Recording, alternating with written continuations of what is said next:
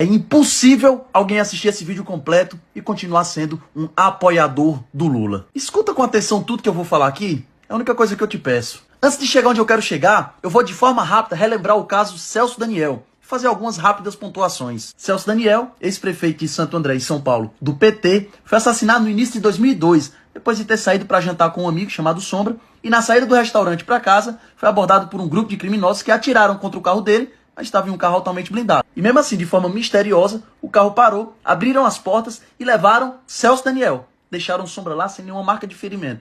Mas levaram o Celso Daniel. E 2 dias depois, Celso Daniel aparece morto, com várias marcas de tortura. E agora que o negócio fica bizarro. O criminoso apontado como líder da quadrilha que sequestrou Celso Daniel foi o Dionísio Aquino Severo, resgatado por um helicóptero em um presídio de Guarulhos 2 dias antes do sequestro.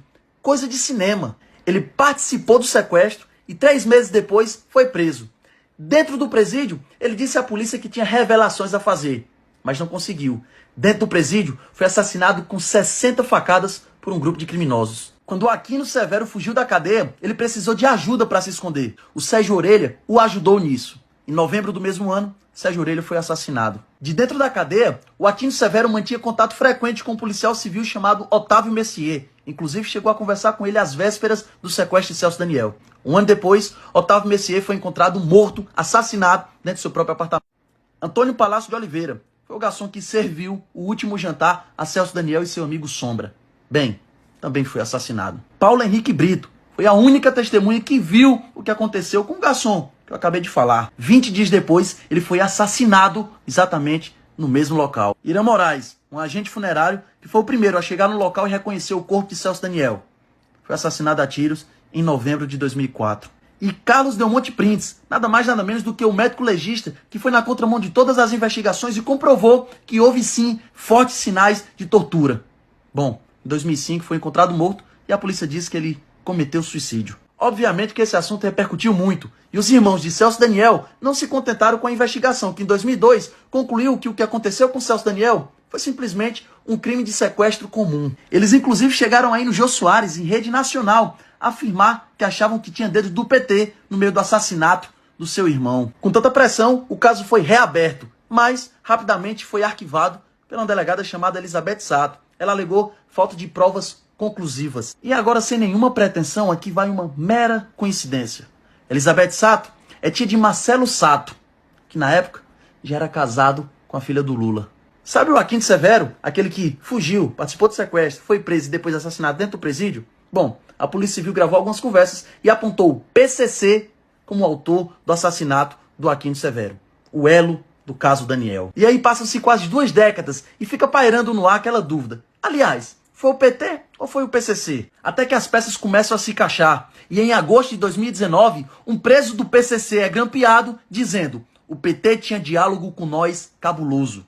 É isso mesmo, diálogo do PT com o PCC.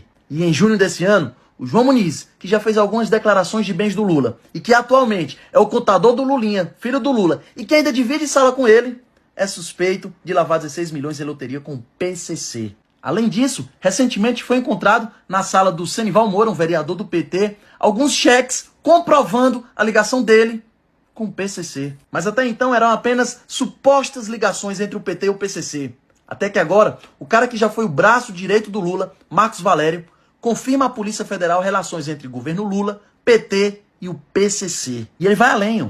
Tesoureiro do mensalão do governo Lula revela que Celso Daniel fez dossiê sobre petistas e foi assassinado. Sabe aquela dúvida lá atrás? Foi PT ou foi o PCC? Bom, agora está comprovado que PT e PCC andam lado a lado. E diante de tantos fatos, ligando o PT ao PCC, eu não poderia deixar de fazer esse parêntese. Foi capa da Cruzoé em 2018, a sombra do PCC.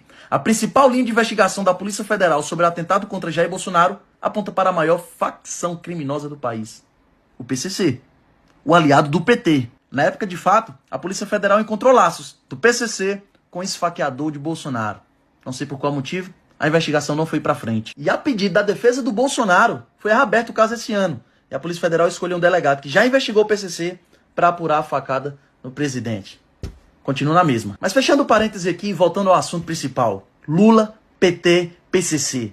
Você não acha estranho que sempre o Lula está defendendo um criminoso, o bandido? Em maio de 2021, o Lula criticou a operação no Jacarezinho, onde os policiais mataram mais de 20 criminosos.